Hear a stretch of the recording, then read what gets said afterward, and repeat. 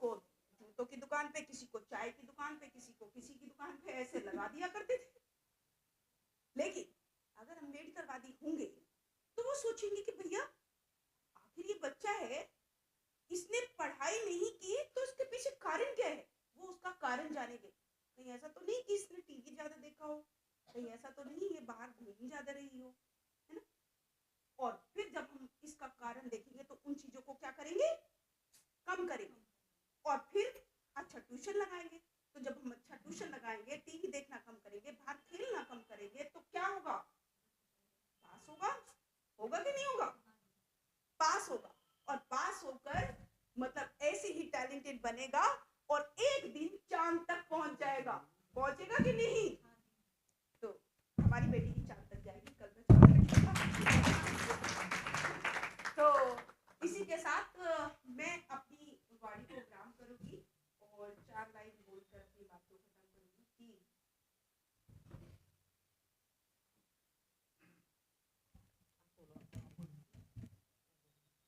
रुतबा मेरे शीश को बाबा साहेब आपके संविधान से मिला। ये जो सम्मान है ये भी मुझे आपके संविधान से मिला। दुनिया कहती है कि उनको मुकद्दर से मिला है, लेकिन मुझे तो मुकद्दर भी बाबा साहेब के संविधान से मिला। जय भारत, जय संविधान। बहुत अच्छा मार्गदर्शन किया बच्चों का, बहुत सारी चीजें उनमें कॉन्फिडेंटली बताई कि जब तक हमारे पास कॉन्फिडेंट लेवल नहीं होगा हम कुछ नहीं कर सकते। क्योंकि आपका परिचय हम लोगों ने इसलिए कराया था कि बहुत से बच्चे ऐसे हैं कि वो अपना नाम भी तक नहीं बता पाते, क्योंकि पढ़ने के बावजूद भी। क्योंकि बात अभी दीदी ने बाबा साहब की करी थी, तो बाबा साहब को देखिए शिक्षा बड़ी मुश्किलों से मिली थी। बाबा साहब बाहर जूते चप्पलों के पास बैठ के पढ़े थे। तो मैं बताना चाहती हूँ, जिस समय बाबा साहब जैसे महापुरुष को शिक्षा लेने का अधिकार नहीं था, आज उन्हीं के संविधान की वजह से जिनको शिक्षा लेने का अधिकार नहीं था वो स्कूल कॉलेजों में शिक्षा दे रहे हैं। स्कूल टीचर यानी कि वो शिक्षा दे रहे हैं जिनको अधिकार नहीं था। तो बाबा साहब को आप लोग पढ़ेंगे तो महापुरुषों की विचारधारा को भी आपको बहुत कुछ सीखने का मौका मिलेगा। और मैं ज़्यादा बात ना करते हुए इसी कड़ी में मैं क्योंकि मुझे बार बार अपना ध्यान रखना पड़ता है, नहीं देती हूँ ज़्यादा समय तो मैं सर को चाहूँगी कि हम सबका मार्गदर्शन करें। एक बार उनके लिए जोरदार तालियां। ध्यान रखूंगी, नहीं बोलती है ज़्यादा।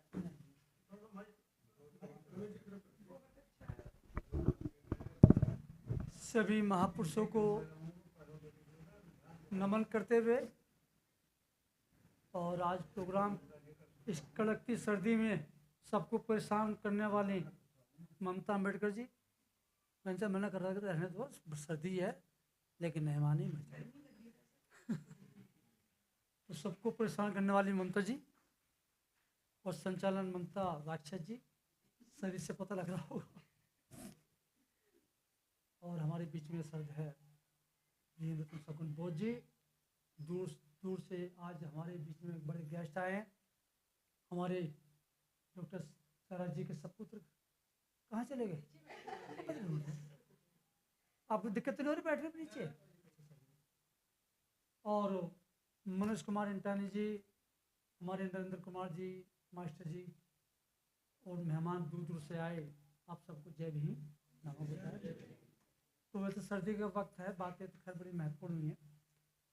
तो एक तो ये कि मैं थोड़ा सा इनसे कई दिन से कहता रहा कि प्रोग्राम कैसा चाहते थे, बोले जी वो मोटिवेशन, तो मैंने उसके लिए चाहिए छात्र स्टूडेंट्स हाई स्कूल से ऊपर के लोग।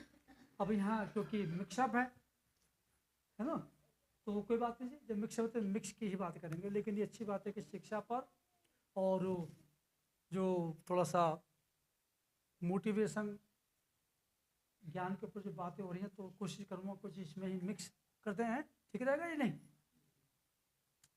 तो एक तो अभी जो शिक्षा की बात हो रही थी, बुद्धि विवेक की जो बात हो रही थी, वास्तव में ये एक दुनिया की सबसे कीमती चीज़ होती है, बुद्धि विवेक जो है। और इसकी कीमत हम लोग तो समझ नहीं पाते आसानी से, जबकि हमारे सभी महापुरुषों ने कहा है कि यदि दुनिया में सबसे ज़्यादा कीमत है तो शिक्षा की। अब शिक्षा से पूरी बुद्धि विवेक ज्ञान आता है, सेंस आता है, स्वाभिमान पैदा होता है। तो इसलिए भगवान गौतम बुद्ध ने भी सबसे पहले कहा कि अपो दीपो भवो, और उनके बाद में कबीर साहब आए, उन्होंने भी नारा दिया कि जागो और उठो, क्योंकि जागने वाले ऊपर को उठते हैं। और रविदास जी ने भी बड़ा महत्वपूर्ण संदेश दिया कि अलख निरंजन, अलख माने होता है जागना, जन जन जाग जाओ। और बाबा साहब डॉक्टर अम्बेडकर ने भी जो है आपके 1947 में मतलब वो दिल्ली में 26 अलीपुर रोड पे कहा था पत्रकारों के सामने कि मैं इसलिए जाग रहा हूँ क्योंकि मेरा समाज सदी से सो रहा है। तो कुल मिलाकर के, लेकिन मैं थोड़ा सा अब आगे चलता हूँ, आप देखेंगे कि जितने भी लोग यहाँ पर बैठे हुए, मैं यहाँ के लोगों की बात करता हूँ, फिर आपके जो रिश्तेदार हैं दोस्त हैं उनके बारे में आप खुद एनालिसिस कर लेना कि यदि किसी को बुखार है, खांसी है, खुर्रा है, फोड़ा फुंसी है, पेट में दर्द है, तो फिर वो आदमी कहाँ जाता है जब वो बीमारी महसूस करता है? पहले फीलिंग करता है, डॉक्टर पास जाता है, यानी कि पहले एहसास हुआ ना। यदि एहसास नहीं होता तो फिर क्यों जाएगा? ऐसी है। तो वो आदमी जाता है डॉक्टर के पास, दवाई लेता तो 99% ठीक हो ही जाता है। ऐसा है नहीं? हाँ हाँ ना का जवाब दो। सर्दी ज़्यादा लग रही है बताते रहे ना, तो फिर एक काम करो, पहले ताली बजा लो यदि सर्दी दूर करनी है तो। कैसे? सर्दी ज़्यादा लग रही है तो ढंग से बजाओ, तो लगना चाहिए मन करते कि यहाँ पर, हाँ लगना चाहिए। अभी एक बार और रुको भैया, रुको ममता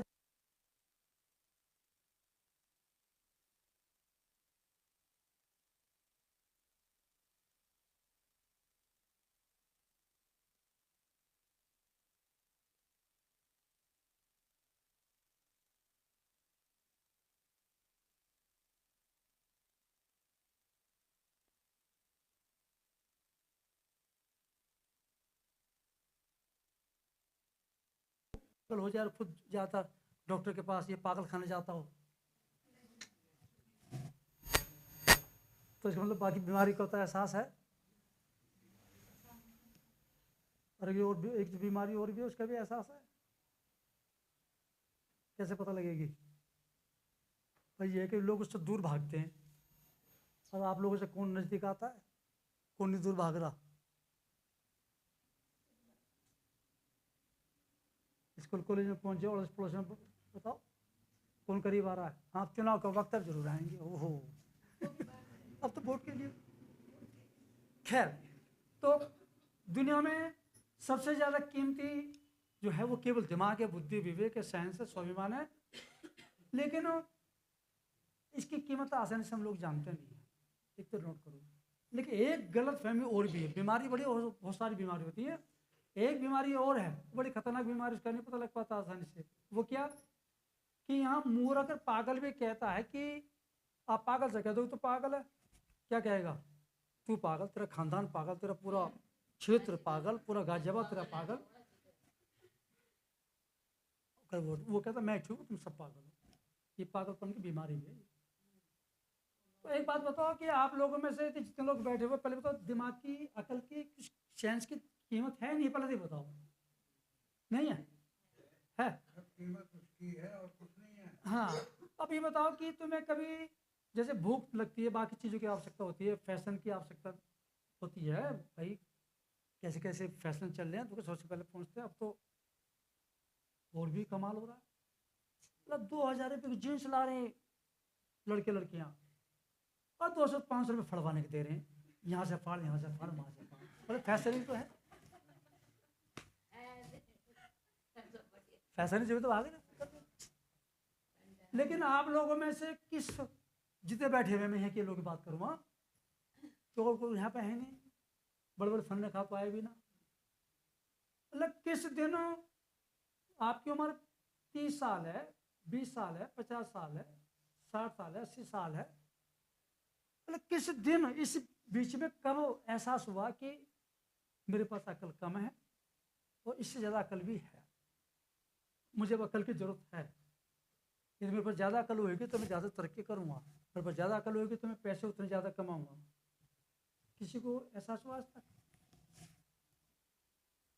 एक दिन भी कभी बोलो इतनी उम्र निकल गई, 40 साल, 30 साल, 20 साल, 15 साल, 60 हो गई, छोटी छोटी जरूरत है ही ना, जरूरत है ना इसकी।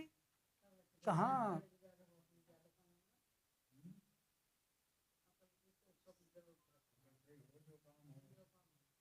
अब रुक जाओ जरा, लेने गए कहीं मिली बाजार में, अकल होती जीन्स पहने हुए होती है ना, बैठी होती।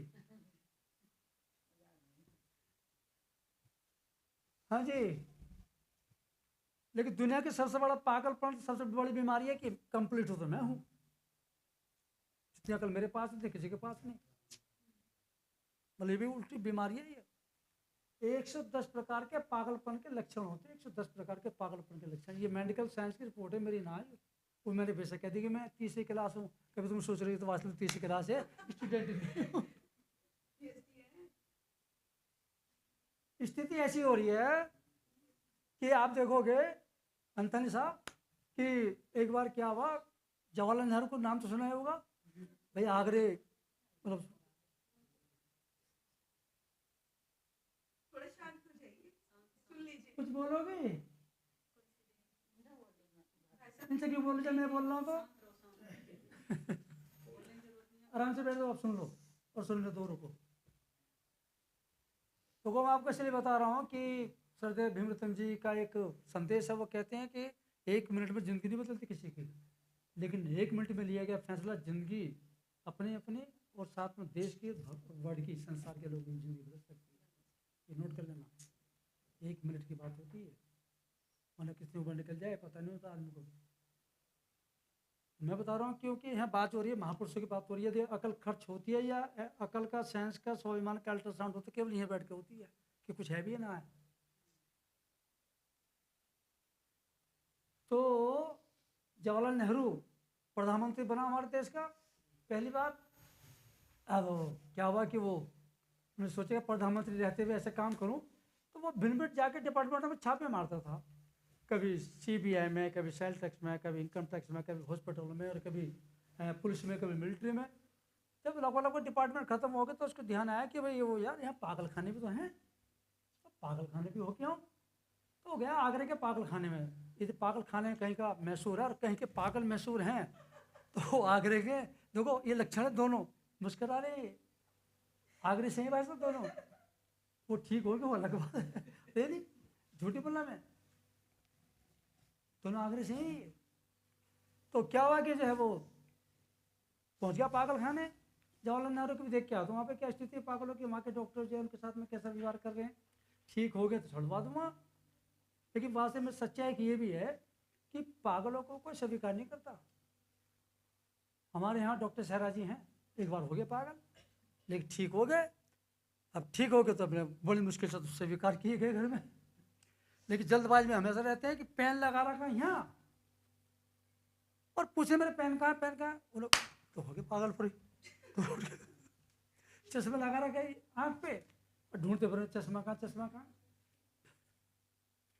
तो क्या हुआ, जवाहरलाल नेहरू वहाँ पर पहुंचा पागल खाने। वहाँ के CMO को पता लगे कि भाई जवाहरलाल नेहरू आगे प्रधानमंत्री, तो हाथ पाँव फूल गए। तो तभी क्या हुआ कि जो है उस दिन एक पागल को छोड़ने वाले भी थे। पागल का नाम भी बता दूं ना, मना भी कर रही है, बता भी दो, अब वो तुम्हारे घर की बात है इसीलिए। तो पागल है विनोद कुमार, इलाज चल रहा, इलाज चल रहा कई साल से। तो ये थे भाई अब ठीक हो गया। तो जैसे ही जवाहरलाल नेहरू आया तो CMO ने कहा जी देखो ये पागल है और ये 6 महीने से यहाँ पे भर्ती हैं, अब ठीक हो गए। तो जवाहरलाल नेहरू बड़ा खुश हुआ, तो चलो मैं अपने हाथ से विदा कर दूंगा पागल को, तो जो है बेचारा ये भी खुश रहेगा। तो विनोद कुमार से पूछा कि भाई ठीक ठाक हो ना? हाँ जी ठीक हो। नाम क्या? विनोद कुमार। नो तो यहाँ कब से भर्ती हुए? 6 महीने पहले। दवाई कितनी? बहुत बढ़िया। डॉक्टर? नो बहुत बढ़िया। तो देखो अब तुम ठीक हो गए हो? नो हाँ जी मैं तो शुरू से ठीक हूँ। चलो आज मैं तुम अपने हाथ से विदा करता हूँ और मेरी शुभकामनाएं, तुम अपने लाइफ को नॉर्मल बिताओ। मुझे वो तो ठीक है, पर आप हो कौन? अब जवाहरलाल नेहरू को बड़ा धक्का लगा, अरे मुझे दुनिया जानती है, तू नहीं जानता, मैं देश का प्रधानमंत्री हूँ। तो विनोद कुमार ने कहा कि देश इस पागल खाने में जितने भी आए ना आज तक, सब साले अपने आप को प्रधानमंत्री बताते हैं, इससे कम तो क्या बताते ही ना। और तुम भी आए हो, मैं तुम्हारा स्वागत करता हूँ। यहाँ की दवाई बहुत बढ़िया है, डॉक्टर बहुत बढ़िया, दवाई खाओ टाइम से, जैसे मैं ठीक होगी दिन तुम भी ठीक हो जाओगे।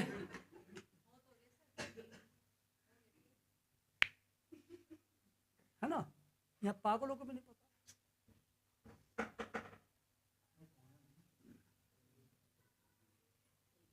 तो क्या एहसास होता है क्या किसी को? और बात करो तो बात बड़े अजीब गजीब।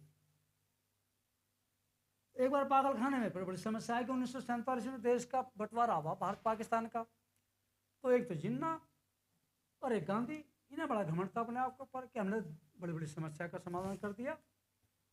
लेकिन समस्या तब आ गई कि जब भारत पाकिस्तान पर जहाँ लकीर खींची थी तो वहाँ आ गया पागल खाना। अब पागल खाना आया तो जैसे तो पाकिस्तान लेना चाहे, कोई देश लेना चाहेगा पागल खाने को? पाकिस्तान का हमें ना चाहिए। और भारत में तो गांधी बड़ा होशियार आदमी, वो क्या कहता, ले लेगा वो पागलों को, क्या क्या हमें नहीं चाहिए। तो बड़ी समस्या गंभीर, पागलों को बेचारे को कोई लेना चाहे। तो गांधी नेहरू को जब पता लगी कि वो समस्या बड़ी गंभीर है तो उन्होंने कहा चलो हम तो बहुत बड़े नेता हैं, बड़ी बड़ी समस्या का समाधान कर दिया, हम जाते हैं और हम पागलों को समझाएंगे, उनसे पूछेंगे भी तुम कहाँ रहना चाहते हो। तो खैर अपने वो पहुंच गए, दोनों पागल इकट्ठे करे बहुत सारे, तो कुर्सियां डल गई। तो अब नेताओं की भाषा समझ में तो आती नहीं आसानी से। और गांधी को तो वैसे भी कई लोग इडियट कहते थे। जवाहरलाल नेहरू ने भी गांधी को कहा ये इडियट है ये, मेरे पास सबूत है बाकायदा। तो बहरहाल हुआ क्या कि गांधी ने और जिन्ना ने बैठाए पागलों को, उन्होंने कहा देखो भैया पागलों, देश का बंटवारा हो गया है, पाकिस्तान बन गया और भारत बन गया, तुम बताओ तुम कहाँ जाना चाहते हो? पागल बोले कि जी हम तो कहीं नहीं जाना चाहते। रहोगे यहीं, जाओगे कहीं नहीं? अब बस ये बताओ तो भारत जाओगे या पाकिस्तान? पागलों ने फिर कहा ये पता नहीं आप कैसी बात कर रहे हो, जाओगे कहीं नहीं, रहोगे यहीं, भारत जाओगे पाकिस्तान जाना चाहते हो? उन्होंने कहा जी हम कहीं नहीं जाना चाहते, हम तो यहीं रहेंगे। समझे नहीं, समझो, रहोगे यहीं पर ये बताओ कि भारत जाओगे पाकिस्तान? लगा बड़ी अजीब बात है, हमें इसकी भाषा में नहीं आ रही, हमें तो दुनिया पागल कहेगा, इन्हें कौन पागल कहेगा? तो पागल उठाए और दो बुलाया फूलों की माला, वो बड़ा खुश हुआ। उन्होंने कहा अब इन्हें समझ में बात आ गई है, स्वागत करेंगे हमारा। तो एक ही गले में माला पहनाई, उन्हें समझ में आ गई, वहाँ समझ में आ गई तुम भी सारे पागल ही हो, और हम तो तुम्हें इसलिए क्योंकि बहुत दिनों के बाद हमारे पागल खाने में दो पागल हो रहे हैं इसलिए स्वागत कर रहे हैं तुम्हारा।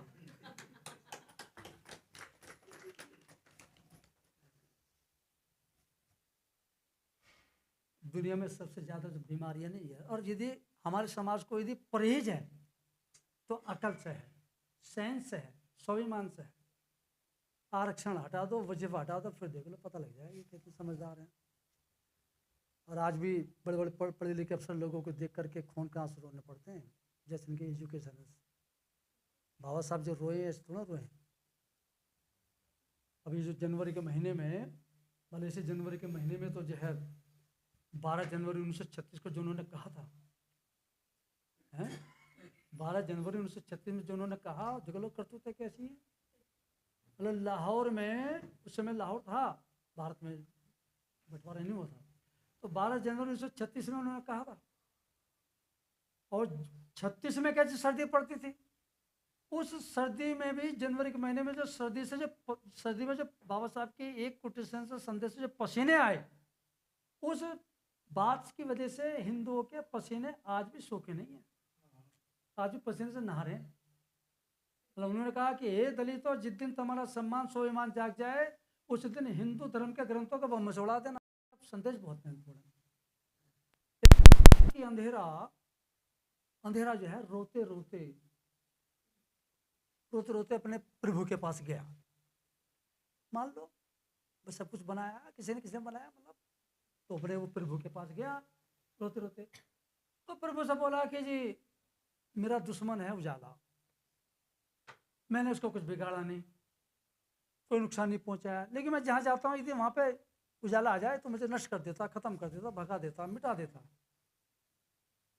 तो उन्होंने कहा भाई बात तो सही है, तुम्हें मिटा देता, नष्ट कर देता, भगा देता, तो एक काम करो, अब वो क्या गलती तुमसे हुई है, तो एक काम करो, उजाले से कहा कि तुम, अंधेरे से कहा कि उजाले को लेके आओ, दोनों की बात सुनूंगा ना।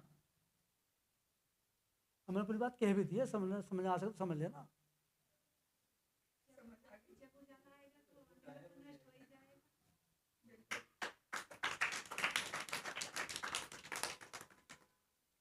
तो अंधेरे मिटाने की बात किसने करी है?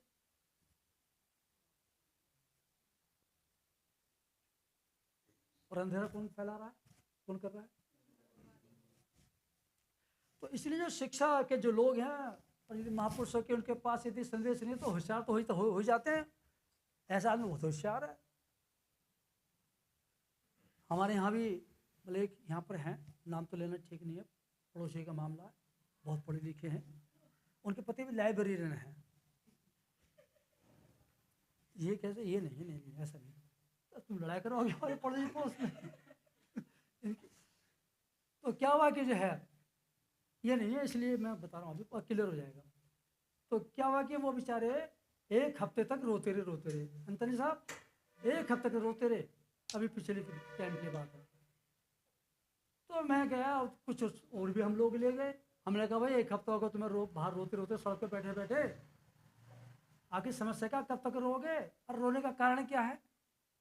तो बोले जी देखो ऐसा है। अब होशियार तो था ही, मैं पढ़ा लिखा व्यक्ति, मुझे समस्या बस आपके सामने भी है लेकिन मैं तो याद दिलौर में बताओ।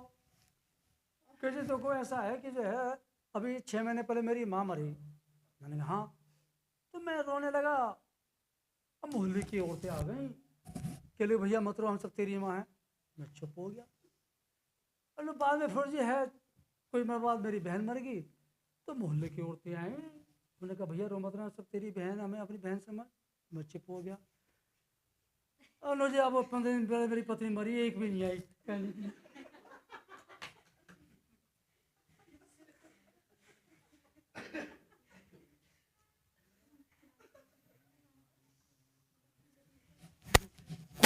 कहने के लिए इतनी होशियारी नहीं चलेगी। इसलिए में चेहरे की चमक और मकान की ऊंचाइयों पे मत जाना। जिस घर में बूढ़े माँ बाप हंसते हुए मिलें, समझ लेना वो आशियाना अमीरों का है। पानी अपनी सारी उम्र देकर एक पेड़ को पालता है। शायद इसलिए पानी लकड़ी को कभी नहीं डूबने देता। उसी तरह से माँ बाप भी होते हैं, अपनी सारी उम्र देकर अपने बच्चों को पालते हैं। इसलिए कभी भी गुस्से में अपने माँ बाप को कभी कुछ मत कहना। ये मैं बहुत और ज़्यादा नहीं बोलूँगी। और शिक्षा और मतलब संगत और पंगत का असर बहुत ज़्यादा बड़ा होता है। अगर हम गलत संगत में पढ़ेंगे तो हमारे बच्चे भी गलत संगत में जाएंगे। और पंगत में हम कहीं खराब पंगत, अगर खाना बासी है, अगर हम उस खाने को खा लेते हैं तो हमारा पेट खराब हो जाएगा, हम बीमार हो जाएंगे और हमारी जान भी जा सकती है। इसी तरह से संगत का भी बहुत बड़ा असर होता है। मैं यहाँ पे आई हूँ, इस संगत में आई हूँ, और सबसे बड़ा संगत का असर मुझे रमेश गौतम सर गुरुजी से मिला है और सगुन दीदी से मुझे बहुत बड़ा सपोर्ट मिला है। क्योंकि अगर आज हम लोग सुख से शांति से रह रहे हैं घर में, तो हमें संगत का ही असर है। अगर कहानी के रूप में मैं बताना चाहूँगी तो काफ़ी देर लग जाएगी। अगर टाइम है तो मैं बता सकती हूँ कहानी छोटी सी। संगत के रूप में संगत का असर इतना बड़ा होता है कि एक बहुत बड़े वैज्ञानिक थे। वो वैज्ञानिक हमेशा अपनी सभाओं में जाते थे और अच्छी अच्छी सभाएं करते थे। लेकिन जो उनके साथ में एक ड्राइवर था, उस ड्राइवर ने अपने वैज्ञानिक से कहा कि सर आप जो भी लाइनें बोलते हैं सभा में जाके, जो भी आप रिपीट करते हैं, उन्हें मैं मुँह ज़बानी याद कर लेता हूँ। तो वो वैज्ञानिक बहुत हैरान हुए इस बात को सुन के कि जो चीज़ मैं रात भर लिख के और किताबों में से ढूंढ के पॉइंट को मैं याद करता हूँ, ये बंदा मुँह ज़बानी कैसे याद कर लेता है। उन्होंने उनका इंटरव्यू लेने के लिए उससे कहा, अच्छा ठीक है, आज हम जहाँ पे जा रहे हैं, आज हम नई जगह जा रहे हैं, नहीं तो कोई तुझे जानता और नहीं मुझे जानता है, इसलिए आज की सभा संबोधित तू करेगा। ड्राइवर ने कहा ठीक है, मैं करूँगा। ड्राइवर ने जब ड्राइवर से गाड़ी रुकवाई रास्ते में और ड्राइवर के कपड़े खुद पहन लिए और अपने कपड़े ड्राइवर को दे दिए। और जब वहाँ पे सभा में पहुँचे, ड्राइवर से कह दिया जाओ तुम सभा के मंच के ऊपर चढ़ो और आप सारी सभा को संबोधित करोगे। तो ड्राइवर बहुत खुश होते हुए सभा में मंच पे चढ़ा और सभी जितनी भी वहाँ पे सभा बैठी थी सभी को अपनी बातों में उसने इतने अच्छे से प्रभावित किया कि सारे मंच पे पूरे जितने भी वहाँ लोग बैठे हुए थे, पूरा मंच तालियों से गूंज उठा। अब एक प्रोफेसर बैठे हुए थे बहुत बुजुर्ग, तो उन्होंने कहा सर आपने जो ये लाइन बोली है इस लाइन को फिर से रिपीट कीजिए। अब ड्राइवर के रूप में पीछे फिर वो बैठे थे वैज्ञानिक, तो वो कहने लगे अब पकड़ा जाएगा ये, इसे तो आगे की लाइन पता नहीं है क्योंकि वैज्ञानिक तो मैं हूँ, मैं सभा संबोधित करता हूँ। तो वो ड्राइवर कहने लगा, जो मंच पे खड़े हुए थे प्रोफेसर के रूप में, वो कहने लगे बस इतनी सी बात तो मेरे ड्राइवर से ही पूछ लो। ये होता है संगत का असर। अगर हमारे गुरु, हमारे माँ बाप अगर बुद्धिमान हैं और वो अंधविश्वास के रास्ते पे नहीं चलेंगे, वो महापुरुषों की विचारधारा पे चलेंगे, तो वो उसी चीज़ को अपनाएंगे जो उनके गुरु अपनाते हैं। बहुत बहुत धन्यवाद सभी का। नमो बुद्धाय, जय भीम। और समता न्यूज़ वालों को भी मैं धन्यवाद करना चाहूँगी। सुरेंद्र भाई साहब आए, इनको भी मैं धन्यवाद करना चाहूँगी। नरेंद्र भाई साहब, सॉरी।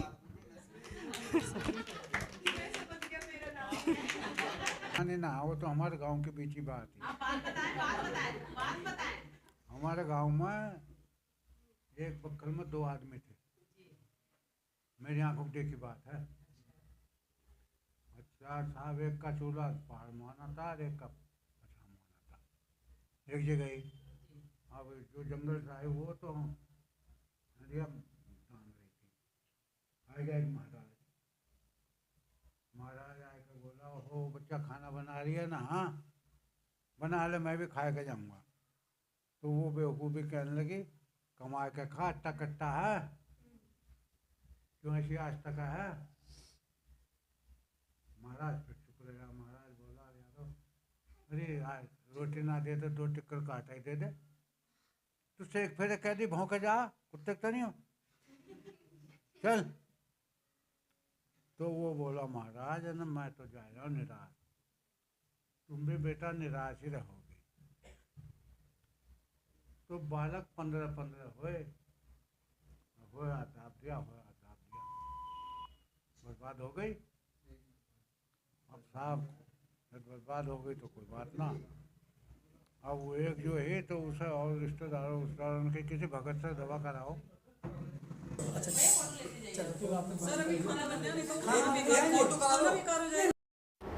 सब्सक्राइब करें आपके अपने चैनल समता आवाज़ टीवी को, बेल आइकन दबाना ना भूलें सबसे पहले हमारी वीडियो देखने के लिए।